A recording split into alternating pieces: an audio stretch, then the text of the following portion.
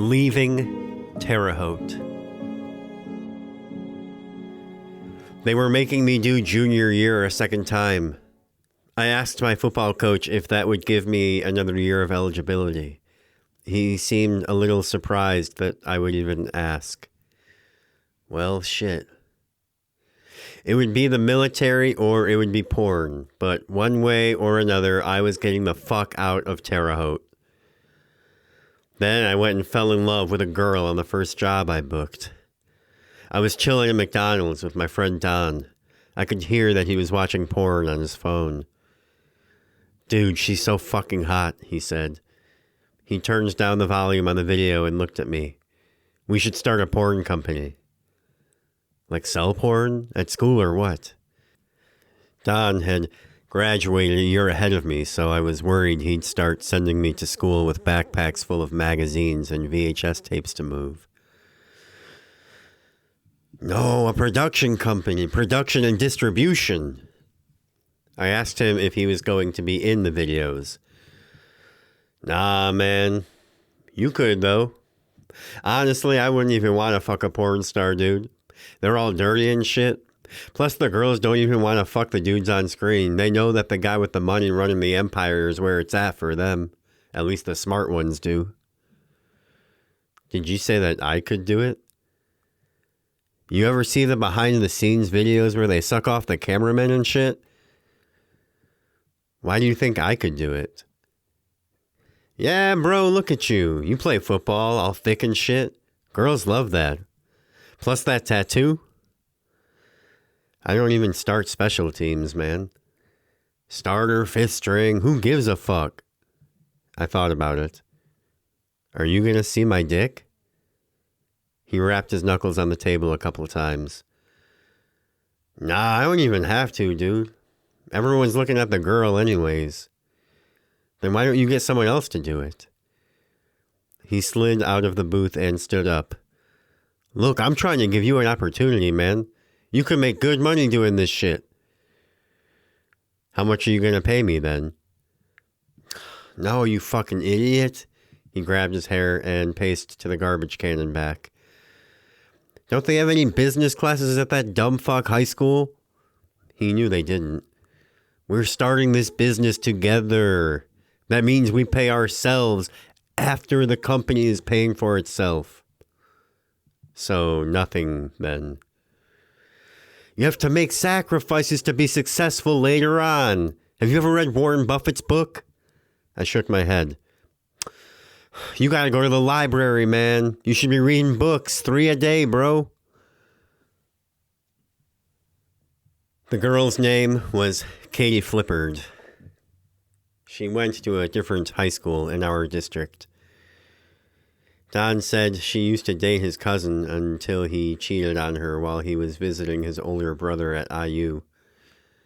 He promised me she was hot and said that his cousin told him a story once about the time he was hanging out with her in Bill Krovac's house in the basement, and she went full ski poles and gave both he and Bill handjobs at the same time. Her 18th birthday was at the end of September, so Don scheduled the shoot for the first weekend in October. I borrowed a big-ass mini DV camera from the school's AV department through my buddy Rich, and Don hired his coworker Marky from GameStop as sound guy for $50. When Marky arrived, Don handed him a homemade boom pole, a microphone zip-tied to one end of a rake. I spent $1,200 on this microphone, so the sound should be good. $1,200? I asked. The sound has to be good, dude. People will notice if it's not, I promise you. Bad sound is the #1 tell of an amateur production. Audiences clock that shit. Jesus. Shit, that's like 3 paychecks, dog, said Marky.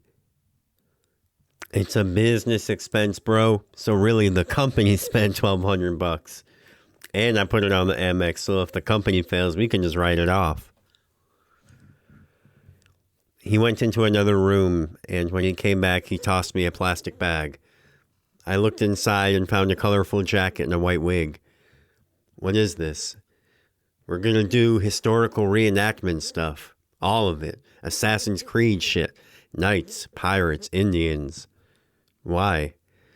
We need an angle to stand out. This is our angle. So what's in the bag? It's like a colonial type costume with the powdered wig. You're being Napoleon. Great. Katie knocked at the front door. Her mom had dropped her off and was still waiting in the driveway when Don answered the door. She waved and Don waved back before closing the front door behind her. Katie entered the living room and took off her backpack. She asked me what I was doing. Kegels. Oh, damn. Don entered behind her. Katie, Jack. Jack, Katie. I stood up and shook her hand. Have you ever done this before? I asked her. Sex? Or porn? Both, I guess. I laughed. Neither. Wait, what? Said Don. He was setting up the tripod in the middle of the room. What? She asked.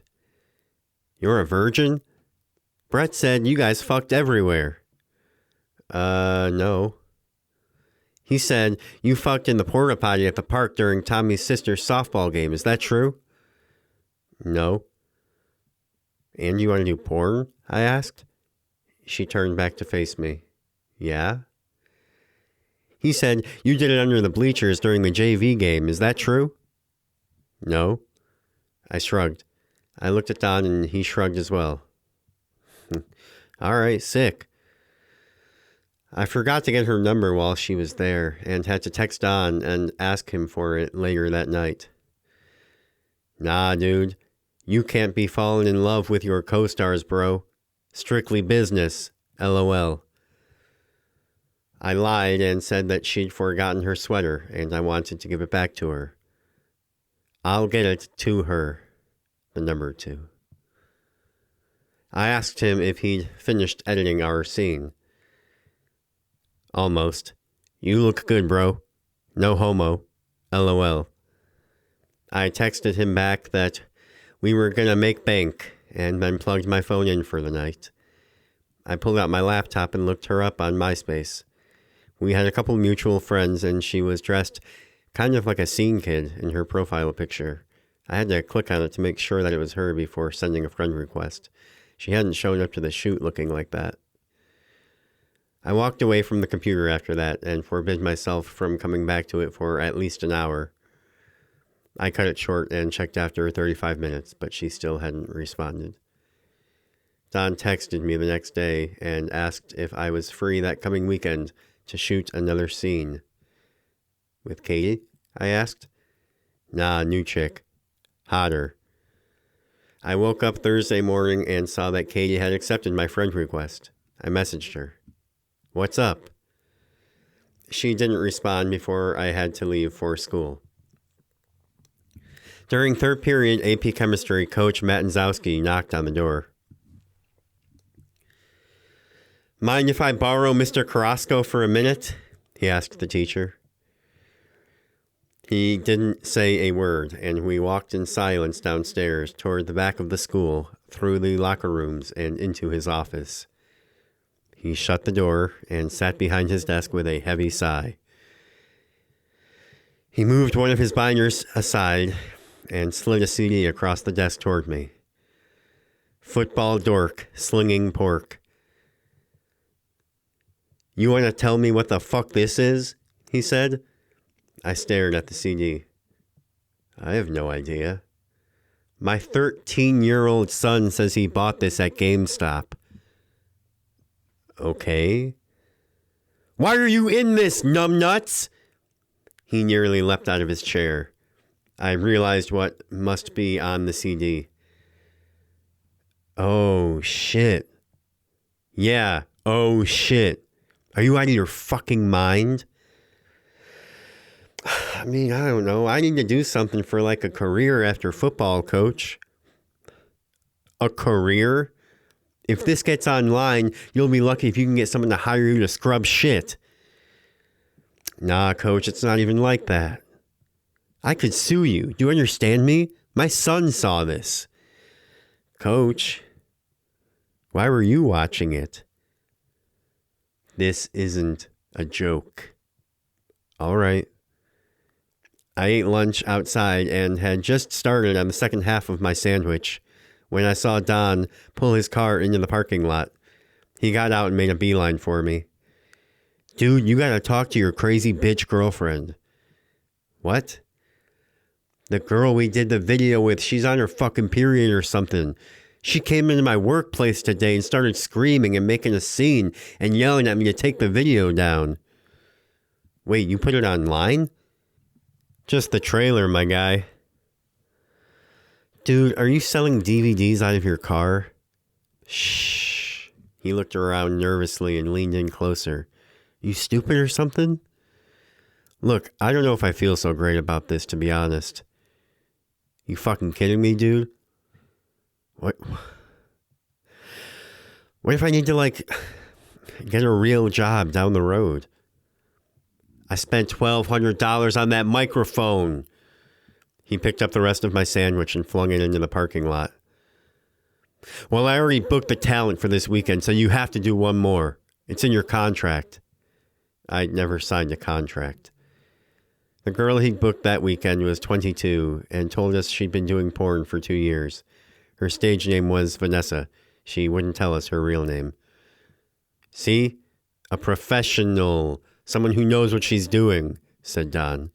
He'd hired a professional makeup artist to come do her makeup and a film student from IU to shoot it.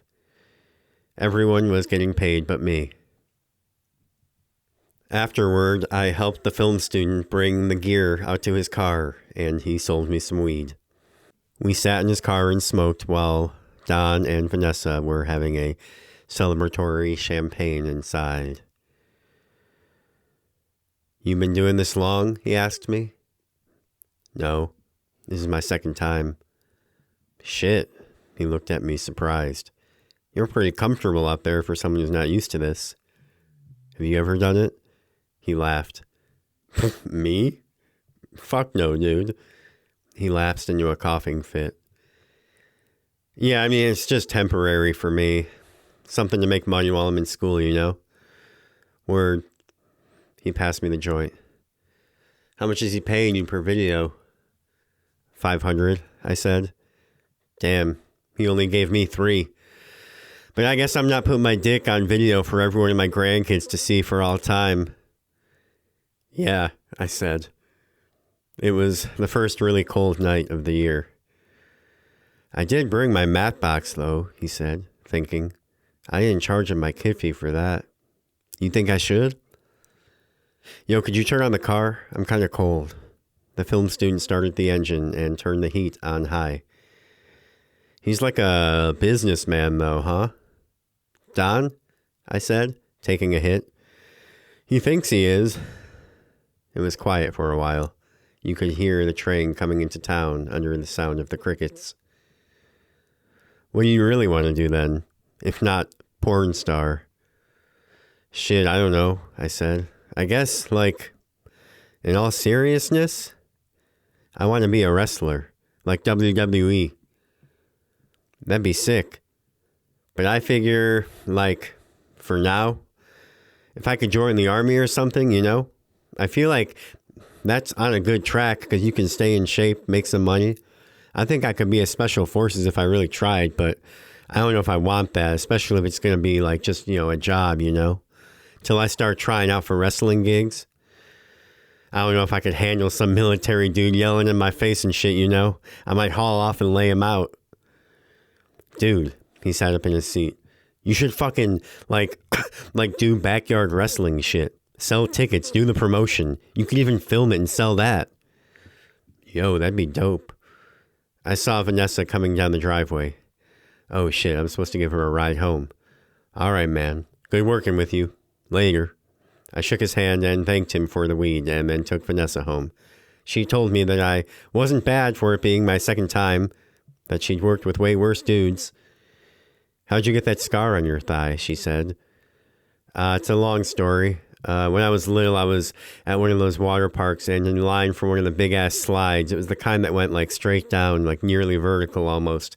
So, I don't know, I thought it'd be funny. And I ran right past the lifeguard that was directing traffic, I guess, full speed. And before I knew it, I way overshot the slide, and I'm like out floating way over past the edge, And so I fell. They said I fell almost 20 feet and hit the slide near the bottom. It fucked up my shit. Broke my leg so bad it needed surgery. Wow, was all she said. She lived 45 minutes away, and it was almost midnight by the time I got home. I opened up my computer and saw that Katie had messaged me back asking me to tell Don to take the video down. Sorry, he's an asshole. Everyone in my school has seen that stupid fucking video. If my parents see it, they're going to literally kill me. I'll talk to him, I said. I started to type another message, but she logged out before I could send it. I texted Don. I'll do one more video if you take down the first one with Katie. He didn't text me back, but he was waiting in the parking lot as I was leaving school the next day. I thought about it, he said, his arm resting on the car door. I'll take it off the website, but I can't get the DVDs I sold back. Yeah, that's fine. I'll schedule something for the end of the month. You need a ride home? We stopped by the 7-Eleven on the way home, and he bought me an Arnold Palmer, quote, his treat. You gotta do shit like that if you want to make it as a producer, you know what I'm saying? In Hollywood, he said. Wine and dine people, all that schmoozy bullshit. Katie was online when I got home, so I tried sending her a message, but as soon as I did, she blocked and unfriended me.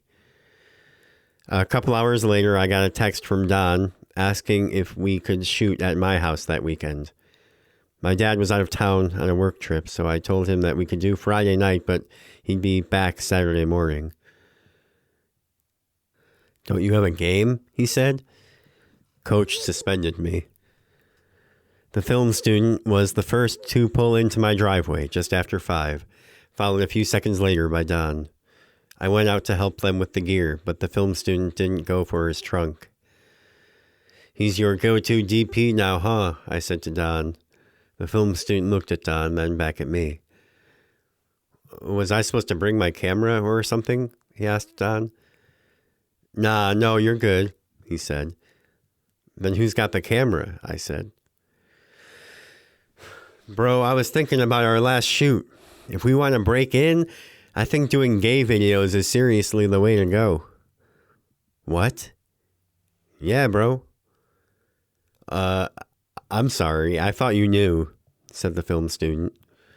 It pays so much more, said Don. That's where the money is.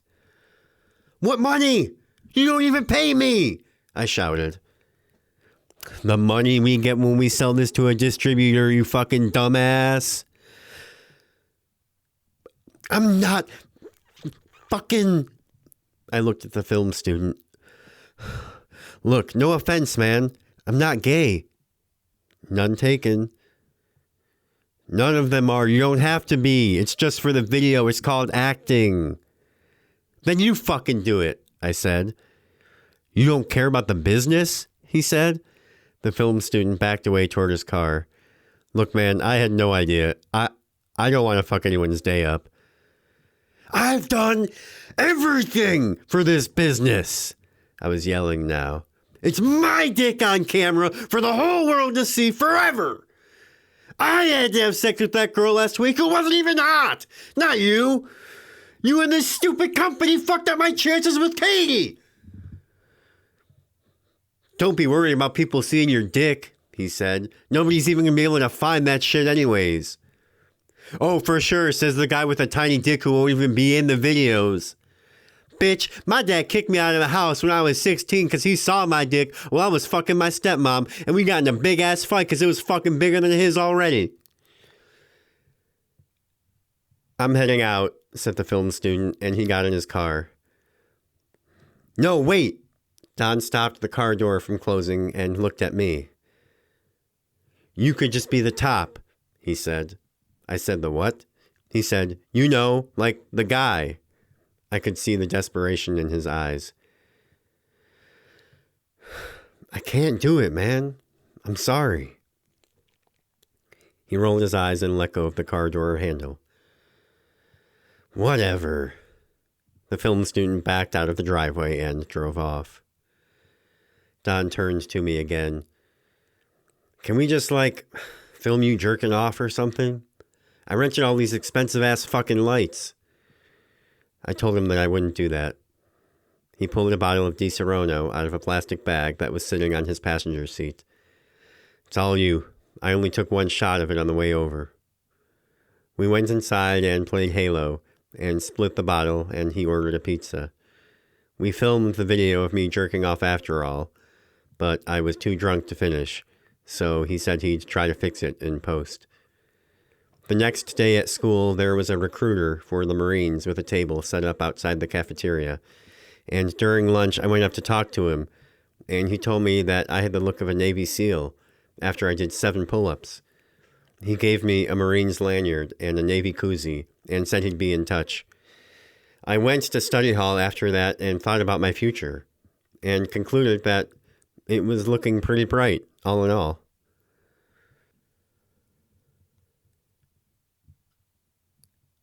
Two weeks later, I got a call from Don. He had sold a majority stake in the company, which was called, apparently, Skin Beats. I don't know if it had always been called that, or if it was new since we'd last seen each other, or if it came from the new owners. I'd never thought to ask what the name of the company was. He kept saying that he sold it to some VC people, but I don't think either of us really knew what that meant. They were Russians, that much I understood. He was staying on as creative director. He said it was amazing, all the gear that they had. Actual studio space, a full crew for lighting and sound. I think my heart missed a couple of beats when he told me how much he was offering to pay me. But when I came down from the initial shock, I remembered the Marines and all the bonuses and incentives they were offering. There was a career. That was sustainable. I'd already bought the Challenger in my mind, but then he told me the clincher. Katie had already agreed to do it. I asked him how that was possible, and he said that her parents kicked her out of the house, and she needed money, so she said, fuck it. I told him I had to think about it, but there was nothing left to think about. I showed up to set, which was just the main Russian producer's condo in Bloomington. Don had texted me the gate code. It was a nice condo, I'll give them that. You can't fake views like this, said Don when he showed me around. What views there were in central Indiana, anyways. There was a fainting couch type of thing in front of the big main window, and not much else for furniture in the living room besides a bunch of lights and reflectors and what looked like a fog machine. But it could have been something else. I'm no expert. But it looked a lot like a fog machine. He took me to the bathroom and knocked on the door. Occupado, said a woman's voice. It's Donnie, he said. Our boy's here. I just brought him by to say hi. My heart started racing. Eee, she said. Perf. My hair will be done in 15 minutes, baby. Moi. I met the guy in his home office. He was this pretty skinny but still sturdy looking guy. He couldn't have been more than 5'8" probably, but his massive desk and enormous leatherback chair made him look borderline like a little person. He held out his hand without standing, and I shook it, and he said that his name was Jacob. He wore a tailored gray suit with no tie and had gray hair that was chopped in a sort of straight across way that would have been a bowl cut if it was any longer, and these eyes that felt like they saw straight through me like an x-ray, these powerful eyebrows, everything sharp, the face of a demon. There was some guy standing behind him looking at some tchotchke on the bookshelf. No desk could have made him look small, or even regular size. He didn't look up when I came in, and Jacob didn't introduce him. All right, said Jacob. Take out your cock. My muscles went cold and tensed up. I hadn't been expecting that, but okay. Sorry, I said. I'm kind of nervous, I guess. I think the AC was on. He just stared at me. His expression didn't change. I couldn't tell what he was thinking. Okay, he said. Get hard. I looked at Don like, huh? But I think he thought I was asking him for, like, assistance, and he gave me a look and took half a step back.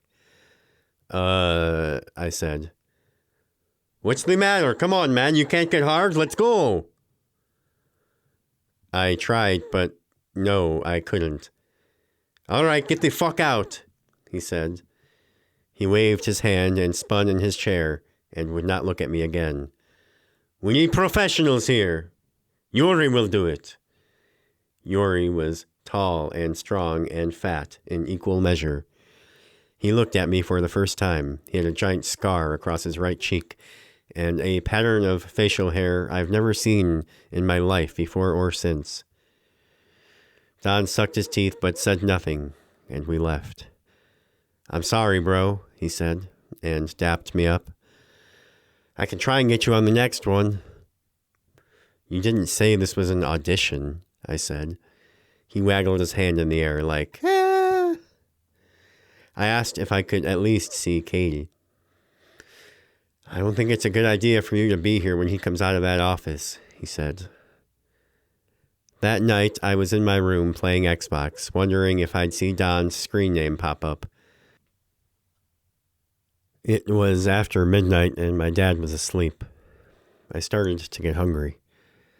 After a few minutes passively pondering what I might want to eat, I realized that unless I was losing my mind, the house was starting to smell like pizza rolls. I opened the door and found the house still dark, still silent. Could hear my dad snoring in the other room. I went back to the game, and a minute later another smell joined it. Weed. I went downstairs and turned on the living room light and found Don sitting in my dad's big chair smoking a joint. He fucking killed me, bro. The oven timer dinged. He took a long drag with a mean-looking expression on his face and then shook his head. Fucking Russian dude, bro. I said, what? I said, what are you doing smoking? My dad is upstairs. I said, how did you get in the house? He said, aren't you hearing me, man? I'm fucking dead. There was something just off enough about the whole situation, a weird enough nagging little feeling in my stomach that in the moment, that sentence only seemed maybe 98.5% impossible. I said, what the fuck are you talking about? I said, go in the backyard and stop stinking up the house for fuck's sake. He shook his head like I wasn't getting it. He said, dog, I'm in a barrel right now. He started some shit over the girl, and then that turned into beef over the money, and then next thing I know, this pussy's got something for me in his desk drawer. Bro, I promise you on my life I was about to mollywop this man's ass. I said, you're not in a barrel, you're in a Kirkwood lazy boy. He shook his head and ashed the J on the carpet. I said, dude. But I looked at the carpet, and there was nothing there. I looked back at him. He was there. I said, what the fuck? He said, I'm sorry, dog. I'm sorry to tell you like this. I'm sorry to leave you. I know I was like a role model to you and shit. But there's something I need you to do for me. There's some shit on my phone I don't want Marissa to see. You feel me? I got a really cold feeling all over my body then. You should swing by my crib first. You want to show up empty-handed. Go home, I said. This isn't funny. But then I didn't really want him to leave the chair either, I realized as soon as the words had left my lips. Something had my fight or flight hackles on end, and I wasn't sure if I would get to choose. He sighed. What is going on? All of a sudden there were tears welling in my eyes, goosebumps on my neck. He flicked the roach into the nearby plant pot. Throw my shit in the river, bro, he said. And I wouldn't be mad if you wanted to avenge me. No homo. The smoke detector started beeping. The pizza rolls were burning. I ran and grabbed a towel and started fanning. I had to climb onto the counter to turn the detector off. When I looked back, the chair was empty, and I was all alone. I checked the oven. It wasn't even on. I borrowed my dad's car and drove to Don's apartment. As scared as I was of the Russians or the possibility of having to kill someone, it was far better to be taking action than just sitting there staring at the empty living room, smelling burnt pizza rolls. He kept a key beneath the empty flower pot that he kept there for purposes of hiding the key. The inside reeked of weed. There was a grinder open and spilled on his little black coffee table next to his bong and open portfolio of CDs. Dishes piled in the sink. A roach ran out of a pizza box on the counter. The neon Monster Energy sign was still glowing in his bedroom. His bed was unmade. His collection of hats was laid out neatly on his dresser, his sneakers polished on a rack. He had the highly successful People book on the table next to his bed. I called out his name. I don't know why. It was clear that I was alone. I went to his sock drawer where he kept his Smith & Wesson. Dirty Harry was one of the only older movies he liked, and he loved it. It was already loaded. I fell asleep on the fake leather couch with the tear in the one cushion from when he tried taking in that stray cat for 2 weeks, praying that I'd wake up to him coming home and everything would start to make sense again. Maybe I'd been dreaming. Maybe I'd eaten something funny. But when I woke up, there was sunlight coming in the windows and nobody in the apartment but me. So I drove to the condo. I entered the gate code and parked right by the exit. I tucked the gun into my waistband and walked the rest of the way. There was a truck parked in the driveway with something in the bed beneath a green tarp. My mind sort of went blank. I crept, trying not to look like I was creeping to any neighbors who might spot me, up the driveway and over to the front window, but the blinds were closed. I went around to the side, but there were no windows there, only an air conditioner, so I went around back, where there was a little patio. It was accessed via a sliding glass door from the home office. I hopped over the little balcony and looked inside. There was no movement. The high back of the chair was toward me, but when I looked closely at the desk, I saw an arm there, and the top of a head. Gray hair, gray suit. I also noticed on the desk a big flower-sized bag of some white stuff that I don't think was flour. I could see some of it on the wood lacquer near where Jacob was lying, motionless. I watched for a long time, and he did not move, and nothing else did in the condo as far as I could tell either. To my surprise, the sliding door was unlocked. I opened it slower than I have ever opened any door in my life. He didn't move. When I came around to the front of the desk, on my tiptoes, he didn't move. In fact, he looked pretty dead. I put the gun to his head while I looked for a pulse. I couldn't find one. I went out into the hallway. The condo was quiet. The bathroom door was open now. There was a naked woman in the tub, wrapped in the shower curtain, dead. It wasn't Katie, but her hair was almost flawless. I didn't see any sign of Yuri. I checked the bed of the truck, and it was, in fact, a barrel beneath the green tarp. I found a hammer in the garage and managed to pry it open, and it was, in fact, Don inside. He'd been cut clean in half, right at the waist. I reached into his pocket and found his phone and tried not to barf. I used the hammer to smash it until pieces started flying off of it. Then, since I didn't know what else to do, I put the lid back on the barrel. I even tapped it back into place with the hammer and replaced the tarp. The phone I tossed out the window of the car on my way home.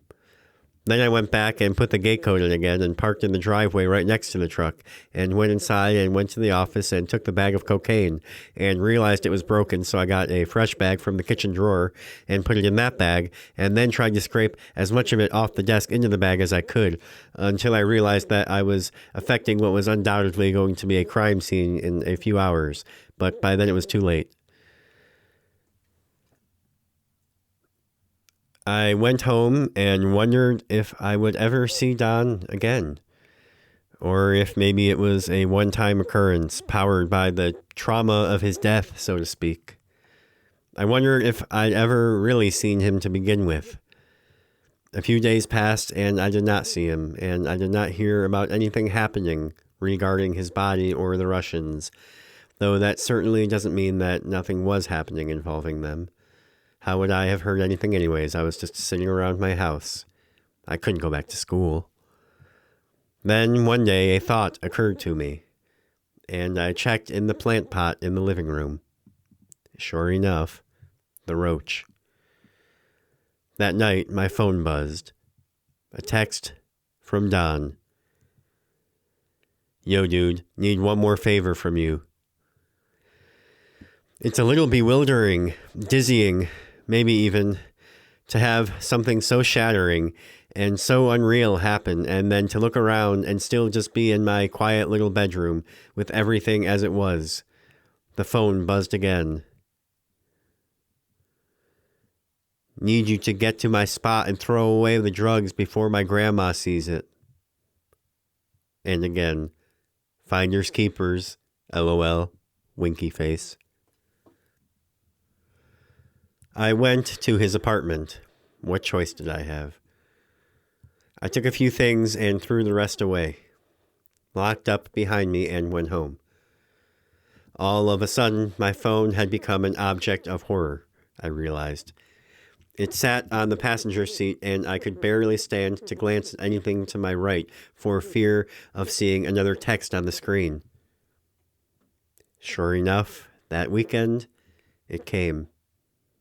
Hey, bro, Justin still has my Fellowship of the Ring DVD. Need you to get it back for me. I texted him back. I'm not going to Justin's. He texted back. WTF? And, bro, then blocked me. I stared at the screen for a good 2 minutes. I took my dad's car and drove to Justin's.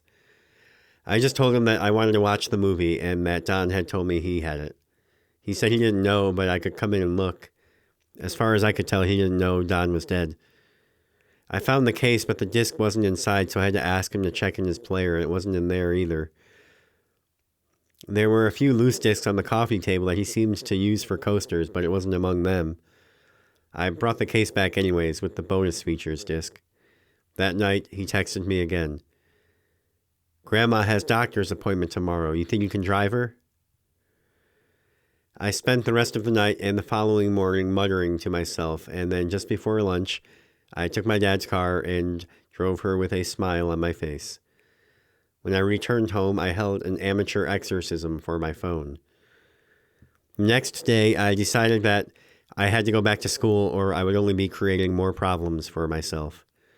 Don texted me while I was on the bus and asked if I could go by the condo and make sure that he didn't have any shit in his pants or boogers in his nose. I said, "You're cut in half." He said, SMH, fake friends. At school, I found someone to buy all of the coke.